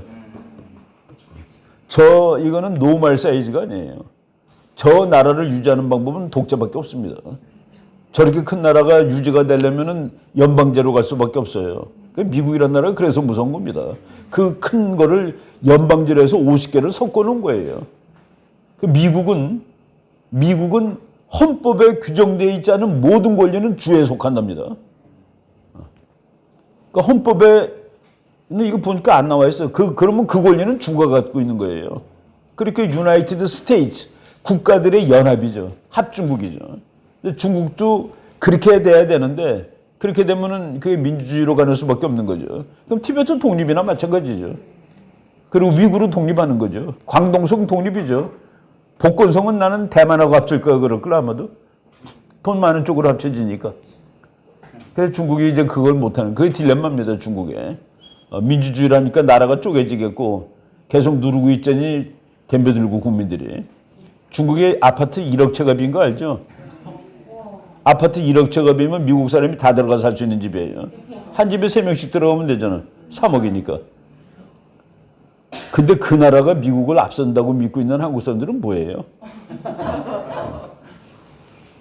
미국의 최근의 계산 방법이 아시아의 3대 강국은 일본, 인도, 중국이라고 치는데 재팬 더하기 인도 더하기 베트남 요 세 나라는 우리 문재인 대통령 있을 때 또는 김대중 노무현 있을 때 일본, 인도, 베트남은 줄기차게 미국 편이었습니다.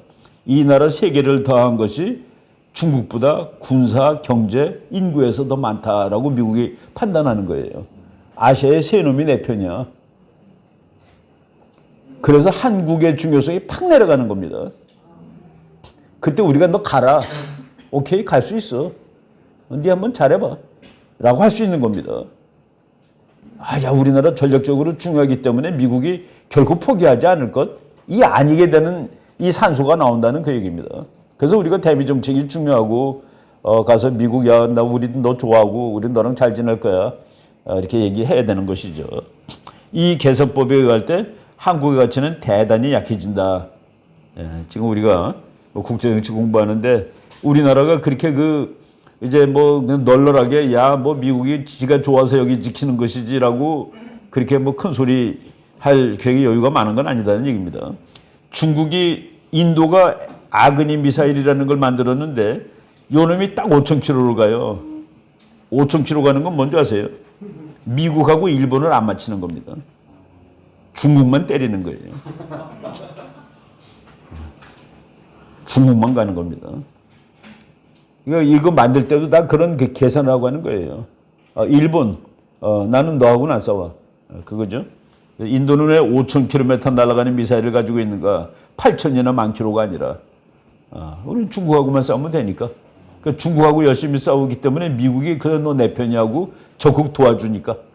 그리고 한국도 지금 한국의 큰 공장들 인도로 무지하게 많이 가고 있습니다. 그건 어떻게 할 수 있냐면은 삼성 가서 강의해 보면 알아요. 삼성에서 강의할 때 내가 이제 글로벌 하는데 가서 강의를 하는데 이제 갔다가 온 사람들, 갈 사람들 전부 다 이렇게 교육을 시키는데 나라 이름 쓰고 그 뒤에 앉아 있어요. 미국, 일본, 중국, 인도, 베트남. 베트남으로 가는 사람이 중국으로 간 사람보다 더 많아.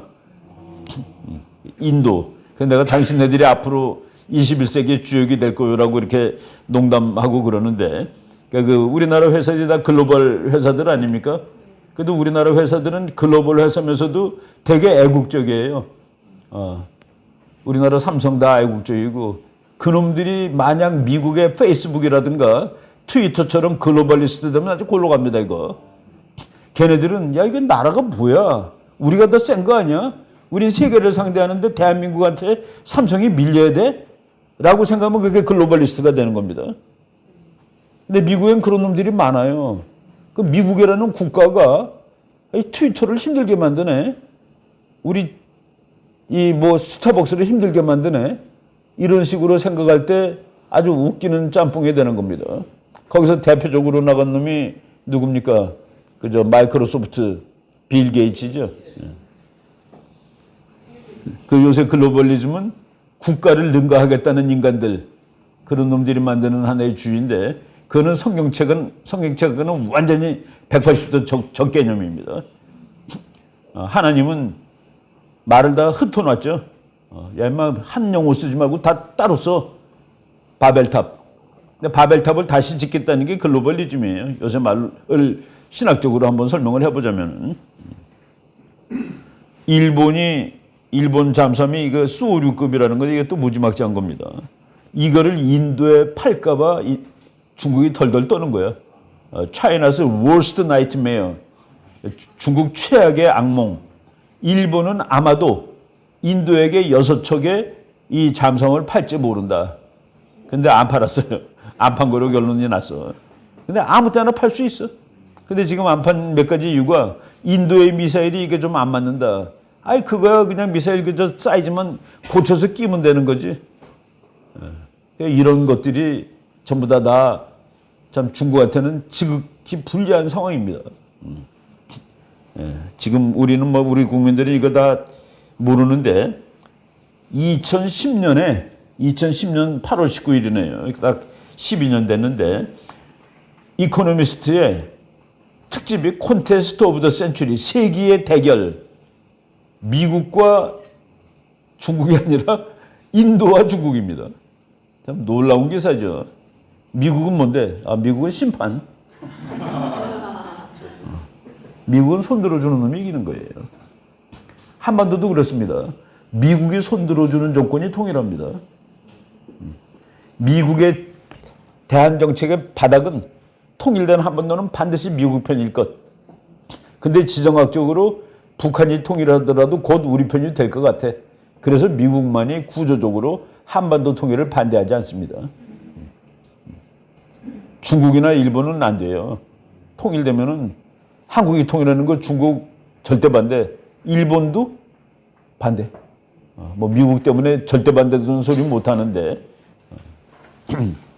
그리고 요거 나온 지 며칠 있다가 또 특집이 나왔어요. How India's growth will outpace China's. 어떻게 인도의 성장은 중국을 앞서겠는가. 여기서 이제 국내 정치를 공부해야 되는 겁니다. 진짜 발전되려면 제대로 된 자본주의를 해야 되고 제대로 된 자본주의는 민주주의 국가라야 가는 거예요. 근데 인도의 불가사의가 어떻게 너는 가난한데도 민주주의를 하느냐가 인도의 불가사의입니다. 그러니까 너는 부자가 되더라도 6.29 선언 없이 넘어갈 수 있는 나라예요. 6.29는 우리나라가 급속도로 경제 성장을 했는데 정치 발전이 거기에 맞지가 않았던 거라 경제 성장은 엄청 돼갖고 이제 자유가 필요한 국민이 됐는데 토요일 날 집에서 쉬어야 되고 차 타고 차박하러 가야 되는데 이제 풀어줘야 되는데 그걸 풀어주면 GDP 성장률이 9%에서 3으로 내려갑니다. 한국은 풀었어요. 6.29 때. 근데 중국도 지금 풀어야 되는데 풀리면 나라가 쪼개져 버려 저거는. 근데 인도는 그거 없이 갈 수 있는 나라야. 왜? 가난한데도 민주주의를 한 놈이니까 부자가 되면 얼마나 잘하겠니? 그래서 인도가 이긴다고 나온 겁니다. 그래서 인도의 경제 발전과 인도의 민주주의가 결합되면은 이게 무지막지한 나라가 될 가능성이 있고 인도가 또 하나 재수가 좋은 거가 뭐냐면 미국하고 12시간이 차이가 납니다. 그러니까 미국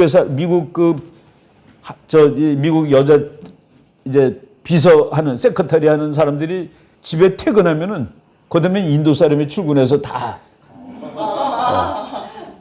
그러니까 12시간 차이가 나니까 같이 돼. 근데 영어가 돼. 내가 그 무슨 물건 사가지고 전화 걸었습니다. 내가 물건 샀는데 이게 좀 망가진 것 같아요. 그랬더니 인도 여자가 받아. 그 나는 인도 사람이 이렇게 출연을 많이 했다는데 인도에서 받은 겁니다. 그래서 24시간 작동이 되는 거야. 그래서 미국의 자본주의를 굴리는데 인도는 24시간 굴리는 역할을 하는 거예요. 그래서 인도는 서비스업이 발전하는 겁니다. 중국처럼 이렇게 남의 거 제조하는 게 아니라. 그래서 인도를 주의 깊게 봐야 된다. 21세기의 아시아 챔피언은 뭐 피터 자이언은 일본이라고 그러는데 중국은 별로다라고 이제 쓰는 겁니다. 중국은 별로다라는 것이 이 책을 우리말 이거 홍지수 씨가 번역했어요. Absent Superpower.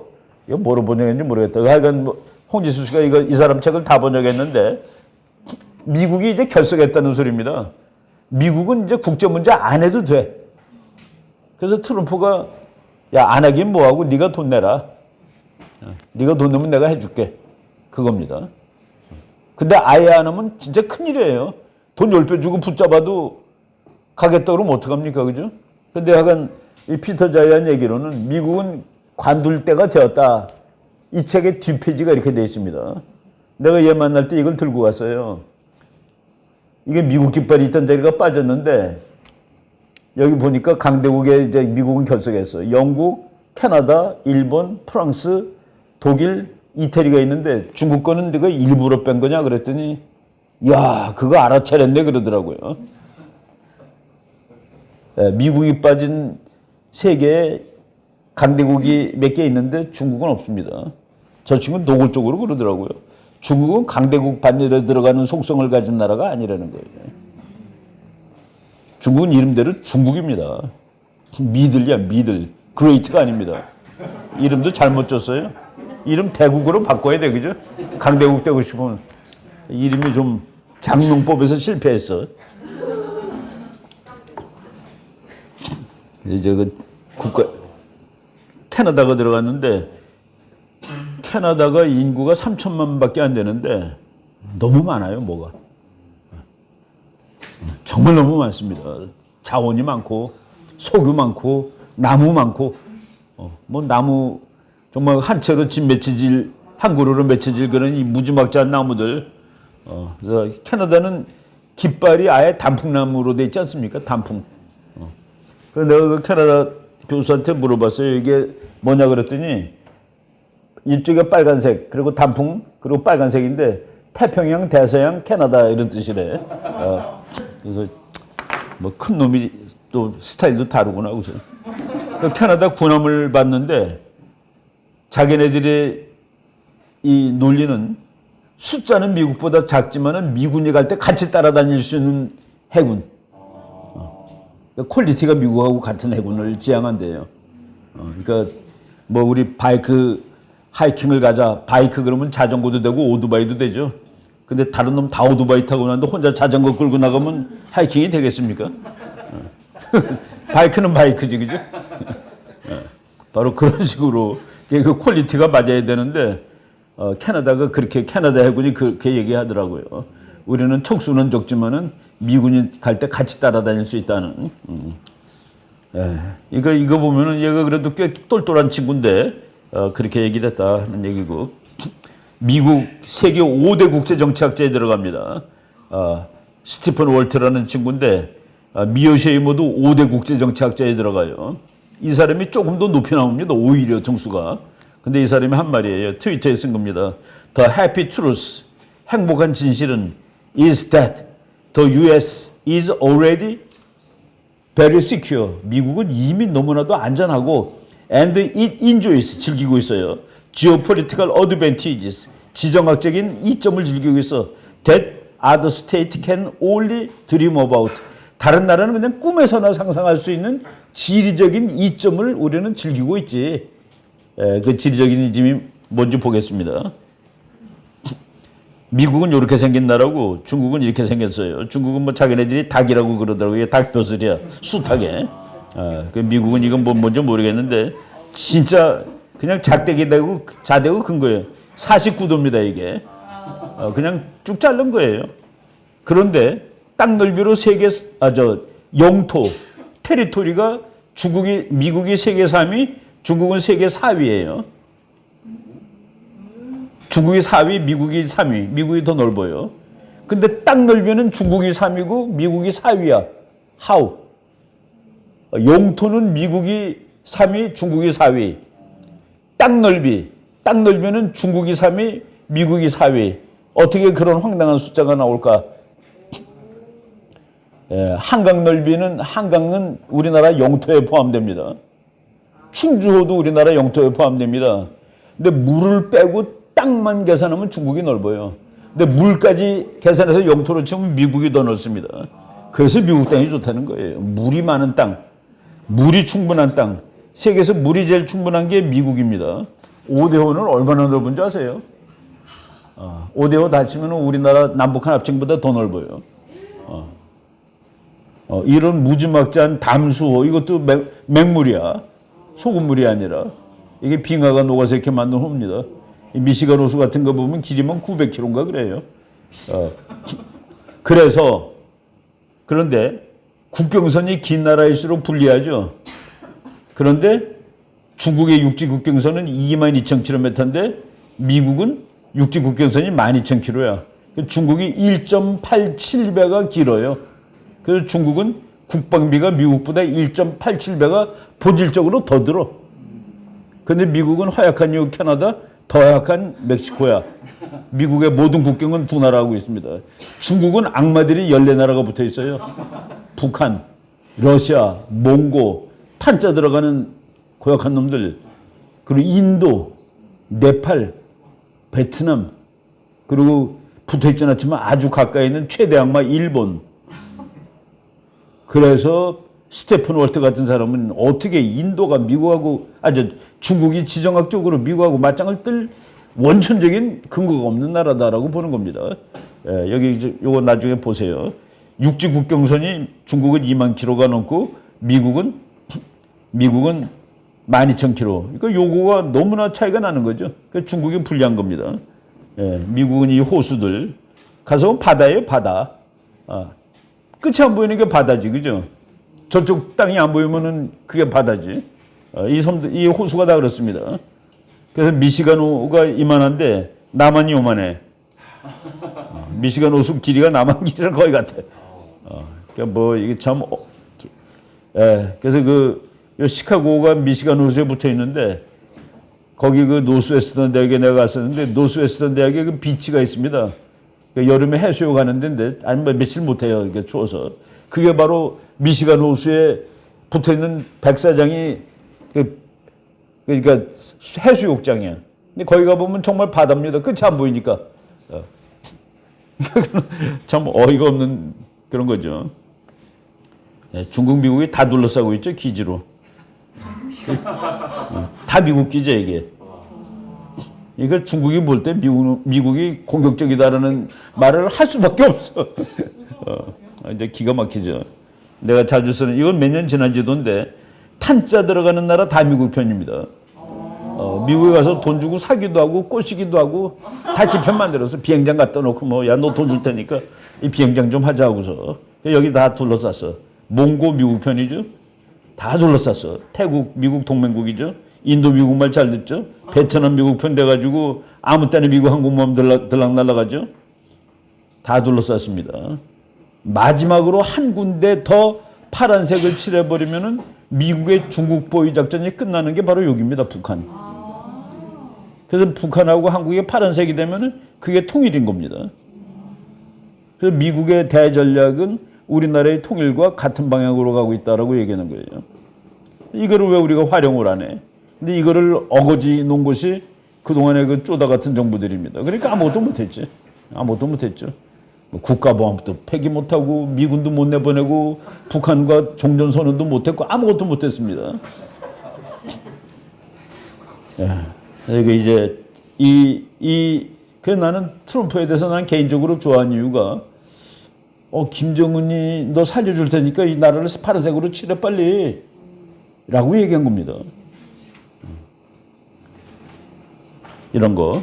그리고 지정학으로 이제 여기가 세계의 그 목숨줄입니다. 여기 심장이야, 심장. 요 호르무즈 해협을 통해서 호르무즈 해협이 여기인데 그러니까 이제 큰 지도로 보겠습니다. 호르무즈 해협이 이건데 중국 석유의 47%가 일로 나옵니다. 우리나라 석유의 70% 이상이 일로 옵니다. 일본 석유도 70% 이상이 일로 와요. 옛날에 미국 석유의 10%가 일로 와서 요 10%가 오는 요 선이 막히면 미국이 죽으니까 얘가 두 대가 여기 붙박이로 가 있었습니다. 30년 동안. 그런데 미국이 쉐일이 나왔어. 쉐일이 나왔으니까 이 두 대가 여기 있을 이유가 없어. 얘가 여기 있은 이유는 아주 간단해. Make Strait of Hormuz open all the time. 여기가 항상 열려 있어야지 미국이 살아. 미국이 사는 것이 중국도 살고 일본도 살고 한국도 사는 길입니다. 그런데 미국은 이제 여기서 석유를 안 사오니까 항공모함을 빼. 그래서 동해바다에 와. 그래서 동해바다에 어떤 때는 많을 때는 서너 척이 오는 겁니다. 여기 안 있으니까. 그런데 그럼 여기 영원히 떠나느냐? 이제 막으러 가야지. 이제 미국 항공모함은 여기 막으러 가는 겁니다. 이제 갈 땐 이거 막아. 그러면 중국은 그냥 죽습니다. 한국, 일본도 죽는데 그럼 미국이 너네들은 내가 이렇게 다른 방법 써서 살려줄 테니까 일단 중국을 죽이자. 그래서 내가 중국 학자한테 그랬습니다. 여기 가서 너네들이 미국 항공모함을 깰 수 있을 때까지는 맞짱 뜨지 마라. 중국이 급하니까 길을 하나 더 만들었습니다. 그게 1대1로예요. 근데 석유를 기차로 실어 오겠다는 발상이 얼마나 바보 같은 겁니까? 미국한테 잘 지내가지고 이거를 뚫어놓는 게 나은 거지. 근데 그러면 이제 1등은 포기해야 되는 거죠. 국가들이 근데 1등을 어떻게 또 포기해? 1등만 알아주는 세상인데, 그죠? 이게 국제적으로 참 난감해. 해결이 안 됩니다. 아마 우리가 2등이라도 1등 되고 싶을 거 아니겠습니까? 이런 문제가.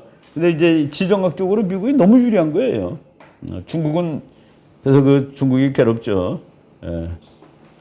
지금 내가 아나키까지 가려는데 시간이 많이 됐는데 여기 한 페이지만 하고 이제 끝내겠습니다. 12시가 됐으니까. 기본체제, 국제체제의 기본 속성은 애나키다.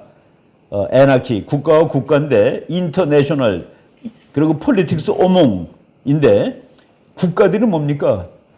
국가의 권리는 대내적으로 최고예요. 국가의 권리를 누가 건드려? 그리고 대외적으로는 독립입니다. 대한민국은 독립국이라 누구도 우리를 무시하면 안 돼요. 그리고 이 대내적으로 도메스티칼리 한국의 권리는 최고로 높은 권리야. 그래서 그거를 한마디로 주권이라고 합니다. 대한민국은 주권 국가죠. 서버린. 근데 서버린끼리 모인 거라. 그러니까 도미니카도 미국보다 힘은 약하지만은 밑은 아니에요. 영국과 미국이 힘이 세지만 미국 밑에 있는 나라가 아닙니다. 근데 거기서 만약 싸움이 나면은 누가 뜯어 말릴 놈이 없는 거야. 야, 너네들 싸우면 안 돼. 우리는 돈 많은 놈하고 돈 없는 놈하고 싸워도 돈 없는 사람이 왕 불리한 건 아니죠. 뭐 실제로는 불리하지만은 그래도 경찰들이 뭐 돈 많다고 더 봐주고 그러진 않습니다. 같이 잡혀가면은. 그래도 누구한테든지 그래도 웬만큼 보편 타당하게 적용될 수 있는 룰이 있는 거예요. 그러니까 그 룰은 주권보다, 그러니까 주권은 아니에요. 주권 되면 그게 제일 위니까 스스로. 그러니까 우리 개인들보다 더 높은 법이 있는 겁니다. 그런데 국제사회에는 국가들보다 더 높은 주체가 없다. 그 권위를 누구도 인정을 하지 않아. 우리가 미국이 우리보다 힘이 세다지 우리보다 높은 나라에는 아니죠. 네팔이 우리보다 힘이 약한 나라지 우리 밑에 있는 나라는 아니죠. 바로 국제정치는 그래서 정부가 없다. 애나키다. 애나키. 그래서 애나키의 그 5번까지만 오늘 하고요. 60페이지부터는 다음 시간에 할 텐데 아키. 아키가 왕이라는 뜻입니다. 근데 노아키라는 뜻이에요. 애나키는 노아키. 어자가 들어가면 아니다 그런 뜻 많죠. 에퍼시 그러면은 퍼시가 없는 거야. 에퍼시. 폴리티컬 에퍼시 그러면 정치적 무관심. 퍼시는 관심입니다. 앞에 A가 들어가면 전부 다 부정적인 의미가 있는데 아키가 없다 이거야. 아키가 없어. 그러니까 왕이 없어요. 왕이 없으니까 개판이야. 전부 다 서로가 다 왕이야. 서로가 다 왕이다 보니까 이게 싸움 나면 뜯어 말릴 놈이 없어. 그래서 힘 센 놈이 이기는 수밖에 없는. 왕이 하나 있는 것을 모노는 하나라는 뜻이죠. 모노아키. 그게 모나키입니다. 영어로. 군주 국가를 모나키라고 그러죠. 그리고 왕이 여러 된 거 폴리아키를 민주주의라고 그래요. 우리가 다 왕이야. 그 민주주의입니다. 그런데 왕이 없는 거, 그게 이제 국제사회. 근데 이것이 케이오스, 개판이란 뜻은 아니다. 왜냐하면 힘의 질서가 있으니까. 그래서 애나키. 그래서 오늘 타이틀은 뭐 국제정치의 기본, 국가들의 기본 속성인데 국제정치 자체가 이제 무정부적이라는 건 지금 이제 다음 시간에 더 하는 건데 국제정치 자체가 역설적이다라는 쭉 얘기했습니다. 그리고 이제 힘, 그리고 지리. 그래서 국제정치 공부할 때는 지도책 보고하는 거가 정말로 전격적으로 유리합니다. 아프가니스탄 보면 손가락처럼 돼 있는 거가 딱 아프간이 감자처럼 생긴 나라인데 그때 손가락이 하나 있는데 거기에 중국하고 붙어 있어요. 그건 영국이 이렇게 만든 겁니다. 아프가니스탄 점령을 하시라도 중국으로 밀고 들어갈 수 있게. 거기 이제 지정학 용어로 뭐 카프리비스 핑거. 카프리비라는 사람이 그냥 영국 식민지마다 핑거를 하나씩 만들고 다른 나라랑 다 연결시켜 놓은 거야. 그게 카프리비 핑거가 다 지정학이죠. 국제정치학이고. 오케이. 오늘 요 정도 하고 이제 또 밥 먹고 여러분들 또 헌법 공부 좀 하세요. 난 여기까지 하겠습니다. 네, 땡큐.